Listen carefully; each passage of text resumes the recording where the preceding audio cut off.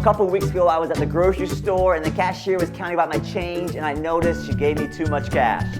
So I gave back the extra money. She thanked me profusely. As I was walking out the door, I was feeling pretty good about myself, in part because, as much as I'd rather not admit it, on some days there's a me that might pretend to not notice that she's miscounting my change, and I would have just taken the money and run.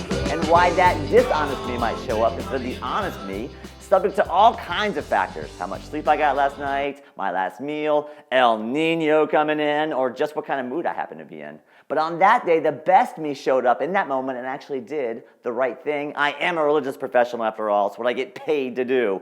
Welcome to Sunday's Best 3 Minutes, where we're not talking about the jet stream, but we are taking one big idea from Sunday's message and bringing it to you in a portable package. This is week 2 in our Such a Time as This series, walking through the Old Testament book of Esther.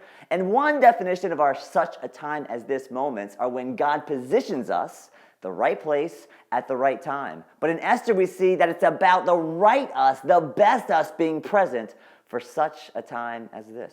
In Esther 2, we meet a man named Mordecai. He's a Jew living in Persia under Persian rule and dominance. He discovers a plot to assassinate King Xerxes. Now, if you're Mordecai, one of your wildest dreams is that somehow the Persian Empire would disappear and you would be set free to go back to your home in Israel. And one of the quickest ways to disappear an empire is to kill off the emperor. But what Mordecai does instead is he reports the plot. He saves the very king who's oppressing and conquering his people. The right and best Mordecai shows up at a critical moment. He makes the harder, better decision that initially looks counter to his own self-interest, but in the end, he'll be rewarded for it.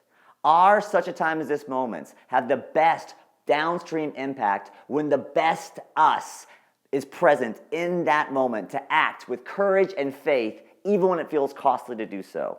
One way to think about being a Christian is that we've got all these different feelings and voices and personalities all inside of us like a giant discordant orchestra. And being a Christian means giving Jesus the conductor's baton and letting him decide which parts of the orchestra need to be louder, which parts need to be a little bit quieter, and which parts need to be silenced altogether, so that eventually, when the time is right, the best you might be ready to step up with courage and faith to make a difference for such a time as this. This week, I want to invite you to pray that God might show you who the best you actually is. Maybe even offer to give him the conductor's baton to help you get there. And if you're in such a time as this moment right now, I want to invite you to pray for the courage to have the best you show up to make the courageous, faithful, wise decision no matter what the weather is like. Thanks so much for joining us this week on Sunday's Best